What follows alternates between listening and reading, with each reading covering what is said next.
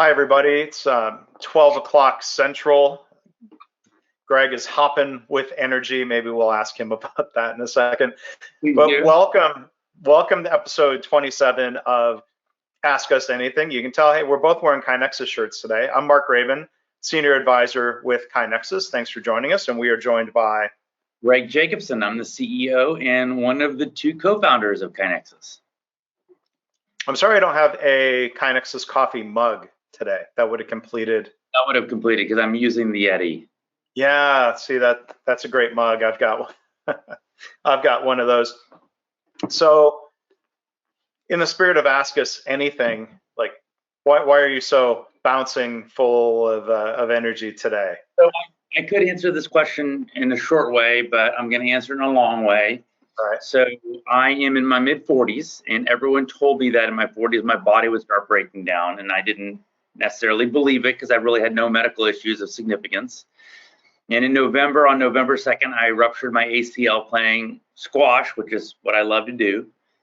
I had it repaired in December, and then have come to this realization over the last 3 to 4 months that, as your body gets older, it's kind of like an old car. It was the best analogy that one of my good friends told me, where you have to take it in for maintenance, and you have to train, and you have to do things that make your body better, because when you're younger, the body just works. It's kind of like a new car, right? You just works. Yeah. And so I've been reading a lot about your core, and I think I had a lot of issues with instability in my hips and strength. And so one of the things I learned is that these bouncy balls are really good for your core. And so I have a bouncy ball that I'm using, and I have new insoles in my shoes, because apparently my arch was starting to lower, and so I am kind of rejuvenated. And you're probably thinking to yourself, Greg, why are you going off on this entire riff about these things? But I think the applicability to lean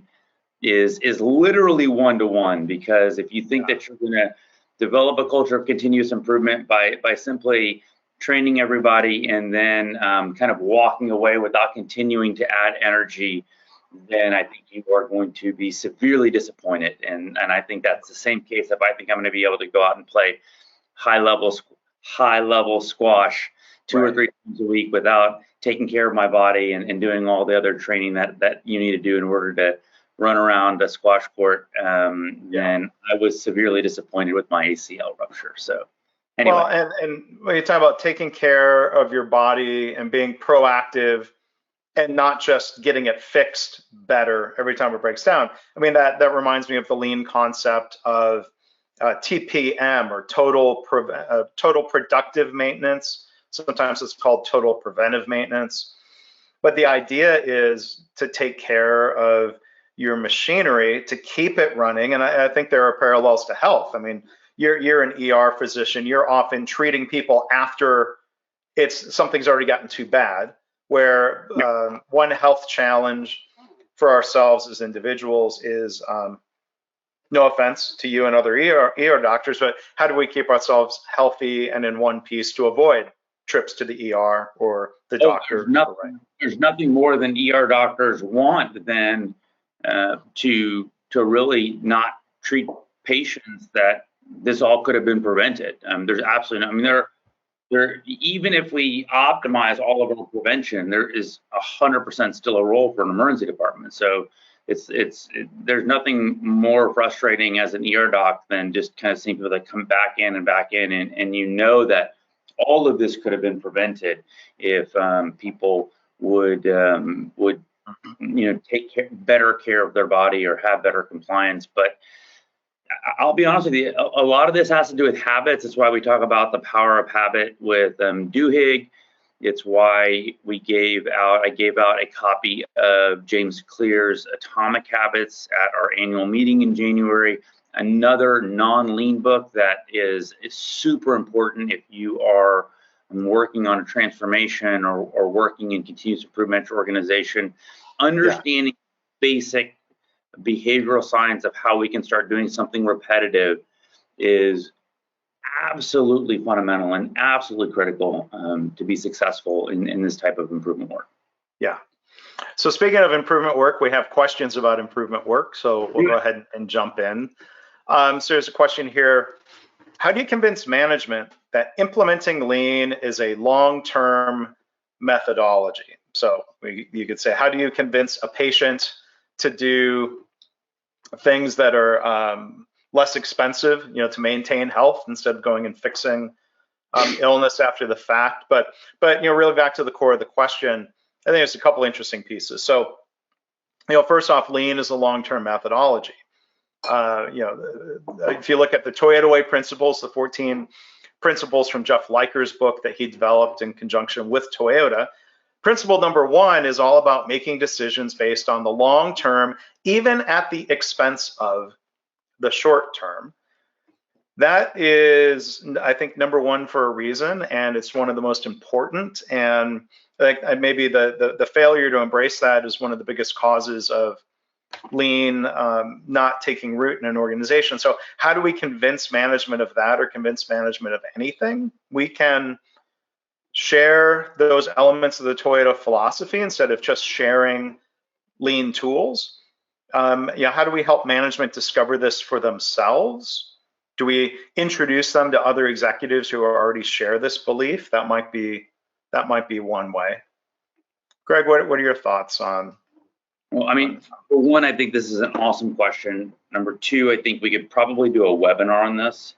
Mm-hmm. Number 3, I'm gonna get on my soapbox and riff on something that happened yesterday. But before I get on that, it's almost like asking someone, are you able to work out one time really, really, really hard and then be fit for the rest of your life? Right. I mean, naturally, everyone would realize that that doesn't make any sense. Right. Spending 15 or 30 minutes a few times a week or every day is going to have a ton more effect than doing 24 hours of fitness all at once. And so that understanding, I think, is the same type of understanding that doing continuous improvement at an organization is a lifestyle versus an event. Number 2. I love Seth Godin's work, and he talks about what's the definition of culture. People like us do things like this, and that's essentially what our continuous improvement experts are trying to do, is getting people to do things like this continuously. And then I'm going to get on my soapbox of what happened yesterday at an organization, and I'm going to challenge you to this question too, Mark, because I can tell you what I've seen, but I think you have probably I know you have more experience than I do, so I'm interested to know how you're going to take to this question. But we had an organization yesterday where they notified us that they dissolved their continuous improvement department because they've been doing continuous improvement now for 2 years, and everyone's been trained and everyone's been doing it. So now there's no need for a continuous improvement department because everyone should be doing continuous improvement. And I know that 10 or 15 years ago, when I was just kind of starting my journey, I guess 15 years ago, when I was just starting my journey into this type of work, I would have said, okay, yeah, that kind of makes sense. Offhanded, yes, we all know that doing continuous improvement work needs to be something that everyone does, right? That's almost the definition of when we say every person improves the organization every day. But what we've seen here at KaiNexus and working now with hundreds of companies and talking with thousands of companies is I cannot identify a single successful organization that does not have at least one full-time person thinking about doing continuous improvement. And I don't know what the ratio is. Maybe it's 1 to 200, maybe it's 1 to 1,000. It's probably not more than 1 to 2,000 experts per people. But I think the analogy I immediately came up with was, if you're a professional tennis player, does it mean you no longer need a coach?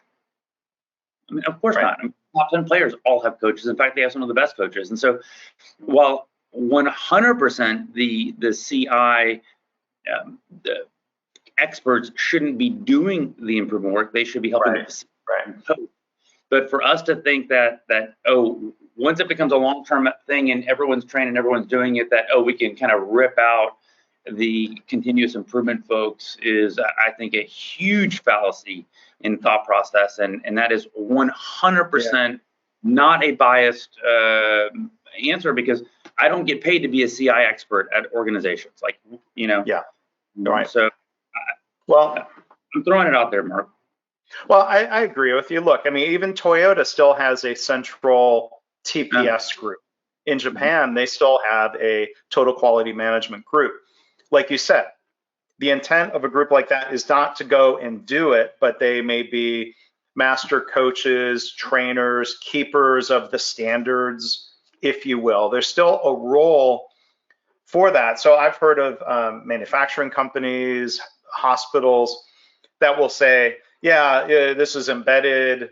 This is just how we do things now. That could be true, or that's easy to say, and maybe it's not true. The proof is in the pudding. So, yeah, I mean, I think I could understand that group shrinking, but I would hope to see those lean specialists redeployed to become leaders within the organization. If they're just being riffed to cut costs, I'm probably more skeptical that this is really just the way we do things now. Pardon the quotey fingers. Yep. Yeah, that happens. So long-term methodology, I think the easiest analogy we can think about is, can you simply do 24 hours of exercise? Is that the same thing as doing 15 to 30 minutes multiple times a week? And I think it's pretty clear that once you start doing this type of work for 6 to 12 months, you start to realize that the benefits of doing improvement work, one, they're going to evolve over time.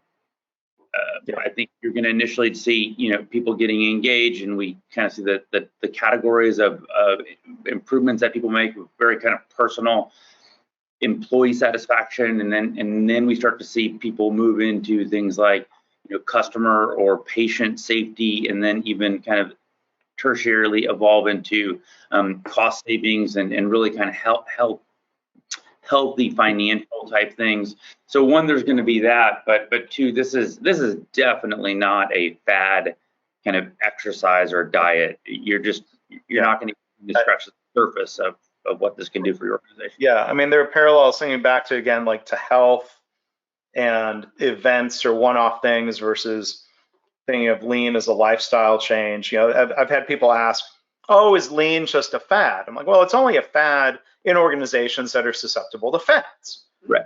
So somebody could adopt whatever hot diet is out there and then say, well, I tried that and it didn't work. And the last 10 fad diets that I tried didn't work either.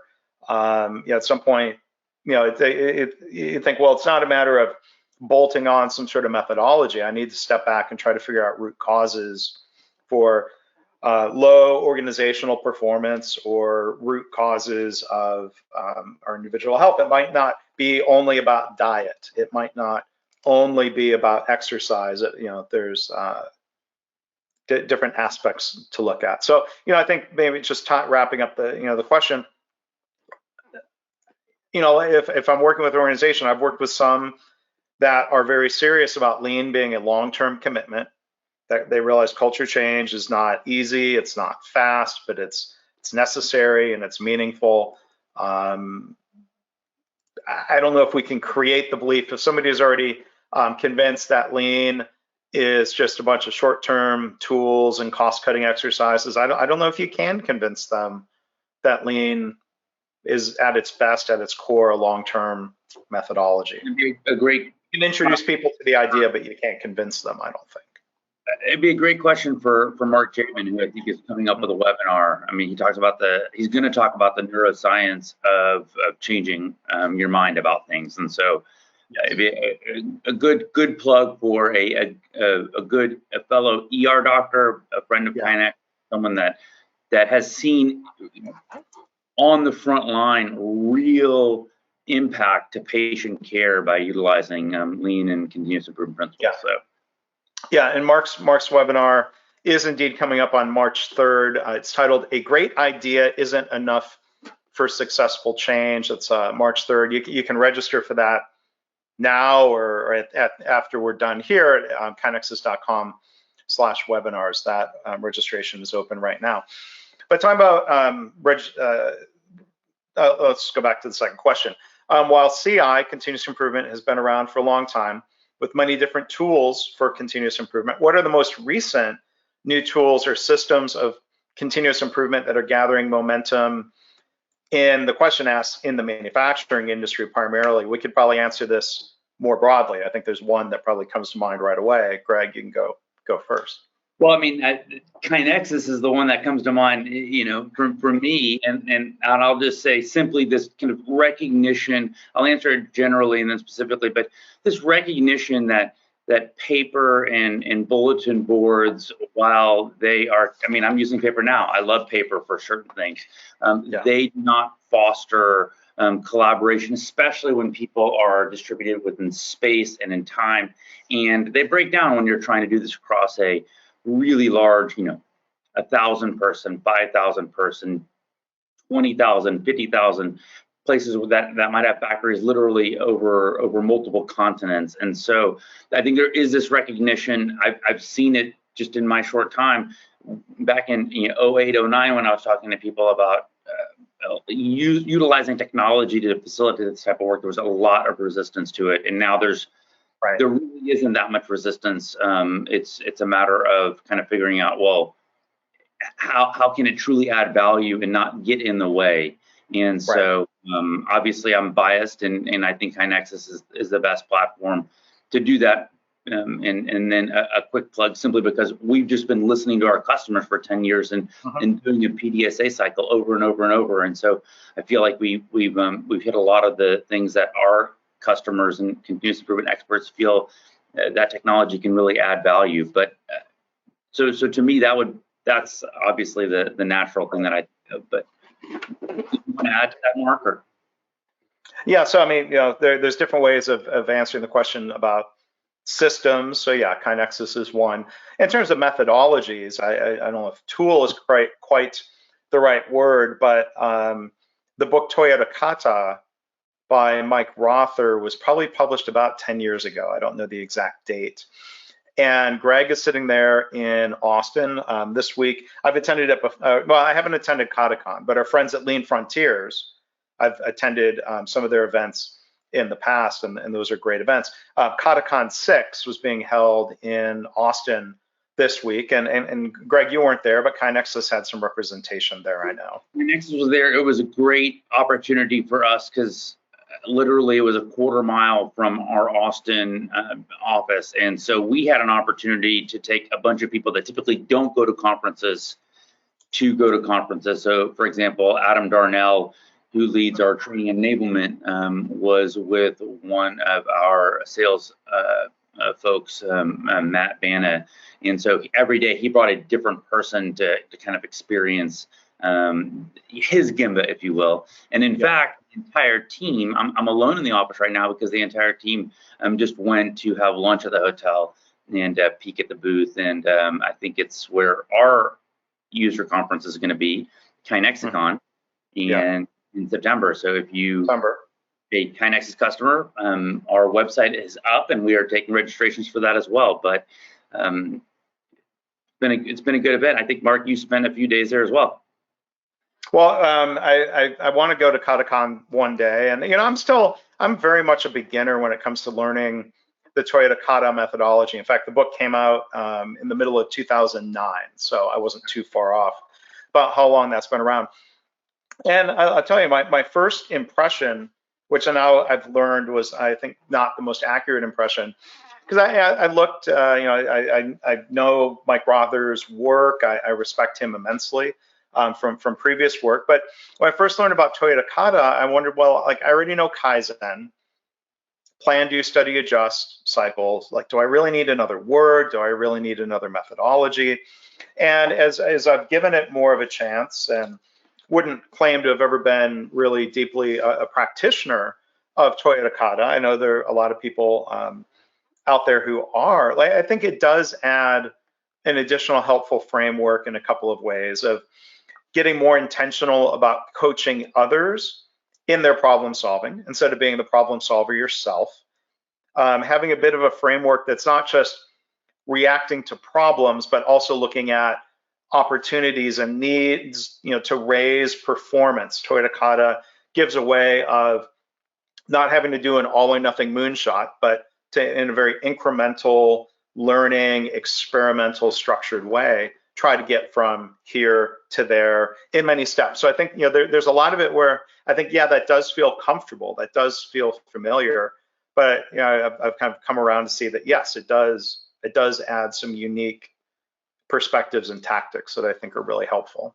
I think there's numerous examples of kind of these frameworks that can help your brain get to better outcomes, right? I mean, the A3 methodology, PDSA, DMAIC, even being a physician, just the H&P process of, what's the history of present illness, and then you go through the review of systems and the past medical history. You just kind of go through this thought process. It just becomes ingrained, and then it allows you to come up with a good differential by the end of it, and hopefully come up with a good plan. And so I think it seems like it fits into that kind of mentality. Mm-hmm. Yeah. All right, so we've got another question here. This is from Thomas, who asked, how do you currently measure success with customers? For example, something that's a voice of the customer metric, not a voice of the business metric in terms of number of accounts, sales, etc. So Greg, I think, or I guess I'll ask you to answer it. The question was directed toward you from a KaiNexus perspective. Yeah, that's interesting, because usually we go through these ask us anything, and sometimes I don't talk about KaiNexus at all, and this question directly relates to that. Well, I think of the single metric that we have aligned around now for the past 3 or 4 years is the number of completed items in KaiNexus. And this initially came about from Jim Collins' book, Good to Great, where he talks about the concept of a BHAG, or a big, hairy, audacious goal. Right. And it's something that a company can get around, that is typically not a financial metric, but this metric, or this goal kind of represents kind of goodness with the customer utilizing the platform, if that makes sense, or utilizing the product or the service in some way. And so that has been kind of the single metric that we've used, and it's been a metric that this year we are trying to get our BHAG up to, I think, around 330 something thousand items that have been completed in the system. And we've for many years doubled it. We took the entire preceding value of number of items, I think since 2011 or 2012, and then in that single year doubled it. And that doubling has gotten bigger now that those numbers have gotten harder. So we almost got there this past year by going from 100,000 to 180 or 190,000. And here we're going to try to get to 330,000. The other kind of typical metrics, I think they're really applicable in general when you're looking at a KaiNexus customer, but I think this could apply to anybody, whether they're using KaiNexus or not, are metrics around activity, engagement, and then impact. It's how we kind of categorize our reports, but we define, obviously, activity just simply what's the number of submitted and completed items, whether they're small scale improvements that are kind of classic bottom up, or whether they're large scale projects and kind of classic top down structure. Engagement, how often are people submitting things into the system? How often in the computer system? How often are they actually using the system and doing things in there? And how often do they log in? I think that could translate into a paper system as easily with, what's the percent of people that are inputting improvements into the system. And we like to distinguish engagement and activity differently, because it's a very different culture to say we have 100 people and we had 100 items. It's very different if 5 people submitted and completed 100 items or 100 opportunities for improvement versus 90 people. So you might have still had 100 items in both of those cases, but clearly the culture that has a far bigger distribution of engagement is going to be a healthier, longer term kind of. And then finally, impact. And impact, can be beyond just financial impact. But the financial things that people think about are revenue generation and cost savings and time savings, but also thinking about patient or customer satisfaction and employee satisfaction. And we even have customers that are tracking things like what's the environmental impact and what's the health impact of doing these kinds of improvements. But I think it's a nice kind of broad stroke way of thinking about the voice of the customer, if you will. Yeah, and I think the view within the company and what we've worked on building is trying to set it up where our customers' success leads to our success, and having that be very tightly integrated.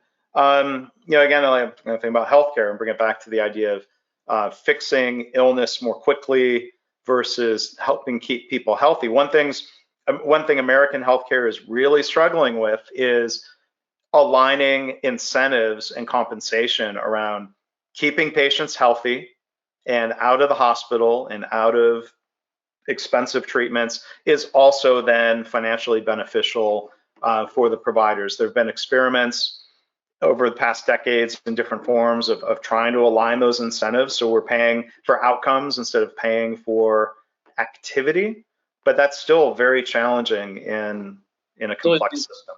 There's a perverse linkage in prior payment systems, and these payment systems still exist, but in prior payment systems, the more you engage with the healthcare system, the better financially the healthcare system does, but intuitively, it can often mean the worse health the patient has, otherwise they wouldn't be engaging. And so it's not always a one-for-one, and certainly the more you do or the sicker people are, the health entity needs to be compensated for. So if this was easy to fix, it would have been fixed a long time ago. But I love the direction of thinking about outcomes and thinking about time.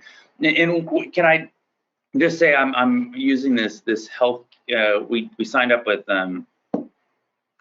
United Healthcare. This we've been using them for a couple of years now. They have this Motion HSA thing. I have no stock in United Healthcare. They have this Motion HSA thing where basically they will literally give you up to $3 a day if you do walking either 10,000 steps or 3,000 in 30 minutes or 6 times of doing at least 500. And it's such a great, slightly different, but it's such a great kind of behavioral change, if you will, related to, hey, we'll actually pay for some of your healthcare costs if you do something that we know is really healthy for the body, which is to walk.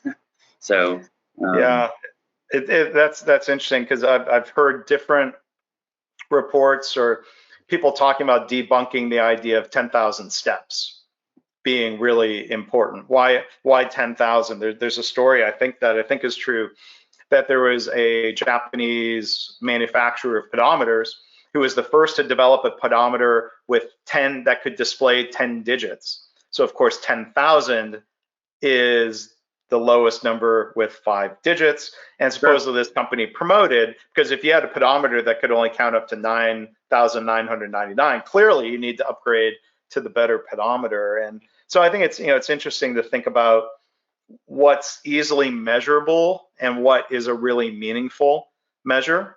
Like there are a lot of things, like organizations might count the number of A3s that have been initiated, the number of A3s that have been completed, the number of Kaizen improvements that have been done, and people will use the KaiNexus system to help tabulate that.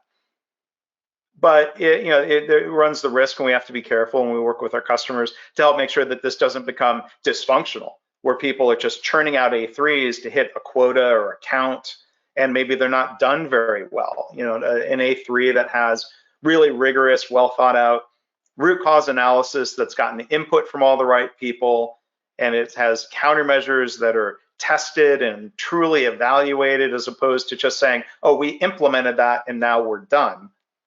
Right. Maybe not you walking 10,000 steps and someone else walking 10,000 steps might not be exactly the same. If one person did all 10,000 steps over a lunch hour at a fast pace around a track versus taking short little strolls during the day where your heart rate never gets up. Right. Certainly, I think any system or measure can be distorted into a bad place. I think so. Two things. One, I think it's probably a good thing if you walk. So while we could parse out the individual goals, and I think the general gist of it is, hey, move more, and you'll probably be healthier. I think it's a really, I'm glad you brought it up, because I think it's a really good point that if you start kind of setting arbitrary things, and we've seen that, where if you say, oh, we want everyone to submit one idea a year or one idea a month, or things, that it starts creating these kind of perverse outcomes. We'll start seeing that. And a goal often becomes a limit, where someone can say, oh, well, I've hit 10,000. My Fitbit says so. I'm going to stop moving today. Or there's a dynamic, I've seen studies that people who wear fitness trackers don't always lose more weight, because sometimes there's the psychology of, well, I've exercised a lot, so now that gives me permission to eat differently, and you might be counteracting the effect of the exercise. So it goes to show, people are complicated, organizations are complicated. Right? And if I could give a little plug, I read and I listened. I'm listening to more books than I'm reading now, Mark, by the way. I'm actually completely addicted. I listened to an interesting book in the last couple months called Great Leaders Have No Rules. And I can't remember who wrote it, but it's about 10 or 12 different chapters about different topics. One of the topics, it happens to be Great Leaders Have No Rules. And it's this concept of, instead of having policies or rules, have guidelines. Because if you have policies or rules, then it kind of creates this dysfunctional behavior. But if you just have guidelines, you can allow people to understand the spirit of why it's there, and then they can adhere to it, the way that kind of helps a person or helps the company in the most interesting way. And so I think there's probably some correlation to that. So I thought I'd just throw that book out there. It had some interesting concept. I've taken a couple things away from it. So what's the title again? Great Leaders Have No Rules. Great Leaders Have No Rules. I'm going to look that up, because I haven't heard of that one. But it's 12:32 Central. So, going for 30 minutes has always been more of a guideline than a rule. We're not like a TV show where there's a hard cutoff. Oh, sorry, we're out of time. We got to go. We had questions that we meant to get to, but I guess we'll continue those next time. Angie, thank you for asking a question here through the question box. I've put that into the queue. A question about Gemba boards. I think we'll talk about that next time. And feel free to email if there's something there that you want to talk about more urgently. You can contact me, mark@kinexus.com, if that's something that you want to talk about more quickly. So yeah, the time always flies. It does. People schedule 30 minutes, and we'll get back into this and do it again soon. But again, I do want to invite people to register. Our next presentation style webinar is going to be presented by Dr. Mark Jabin. March 3rd, he's done a webinar for us before, and he does have a book out called Free the Brain. You can find that on Amazon.